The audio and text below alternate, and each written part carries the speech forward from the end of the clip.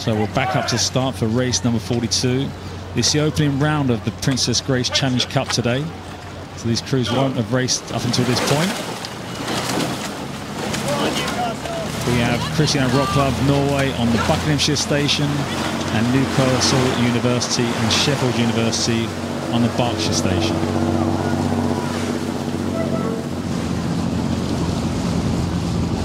So these quads are on the toughest event to steer. Got some fantastic steering just on that straight line, which is really impressive from the Norwegian crew. Another Norwegian crew. I think we've had 3 of the last 4 races with Norwegians in, so it's definitely Norwegian afternoon this afternoon, and they are looking very impressive. Side by side here. They'll both be so glad to have the start done of their race, and now they get into the rhythm, find that sustainable rhythm that's going to allow them to be at full length, relaxing in between the strokes so they can make some moves if they need to further down the course. So obviously the Norwegian crew is an international crew that's raced at the Linz World Cup recently, finishing 9th. So, you know, they are an international crew racing a university composite crew. So, you know, they'll be surely well drilled. I don't know how often Newcastle and Sheffield University can come together. So, you know, you've got an international crew that are training probably full-time together. You've got a mix of talented individuals in the Newcastle University, Sheffield University Rowing Club boat.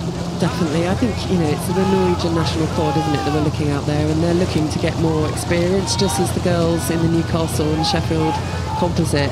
We've got junior world silver medalist in the 3-seat Lola Anderson, so some great experience there. These are girls who have aspirations, I think, to improve, to race at the highest levels, and out here, of course, you get that experience by coming up against international crews like the Norwegians, but they are really stretching ahead now. They're showing their class. They're showing that they have aspirations to make a mark, maybe at the World Championships later this year. It looks like the under-23s were, the whole crew there's 3 of them are 20 years old, so there's kind of a mix there. There's one slightly older, so it's like they've come together for Henley. You know, it's all about experience. And also the great thing about this particular event, you can have international crews racing, athletes that are from university or club, and you can really go up against the best in the world. Yeah, absolutely, absolutely. And I think it's still quite an inexperienced Norwegian quad in many ways. They've got some good under-23 experience, but once you're racing international quads, that's a whole nother level that they're looking to step up. So they'll be getting a great experience by coming to this sort of event, by mixing it, by adjusting and learning how to row on the water here, by being part of quite a strong international contingent from various countries here that are all mixing out in the boat tents, and it's part of being that sense that you're part of the international rowing community. And I think that's the special thing about this regatta as well, is that I tell a lot of people when they come is that most other things you go to, you don't get to wander around the boat tents and interact with the athletes, see the boats, see them go on the water, come off the water, the tears of joy making it to the next round or winning, or the tears of devastation of not making it to the following day. So getting amongst that kind of atmosphere with the athletes is very unique.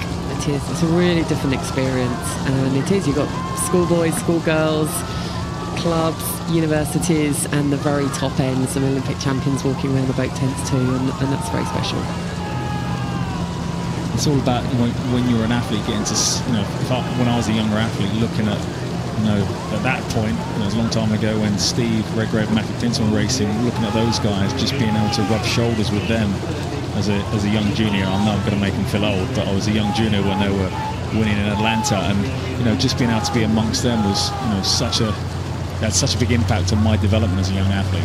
Yeah, I can imagine, and it's also watching them, isn't it, that you get to sort of see how they do things, how they boat, how much they love the sport, but also how they switch on when they're about to do the business. Incredibly professional. How nervous they get. Yeah. Everyone, it doesn't matter what it is, what you're competing. There is still nerves with your anticipation of what you're about to do. Every crew you see on the start for each race, those nervous moments affect everybody, inexperienced, experienced alike. But here's some great experience coming down the course. I'll be so glad to have done a race, to have experienced the warm-up, and to have come down successfully, cleanly. Very impressive crew from Norway.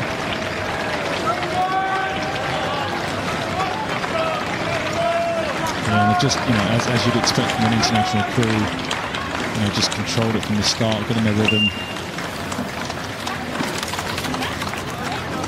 great experience game for Newcastle and Sheffield, who took it out at the start, really stayed alongside the Norwegians for a while as well.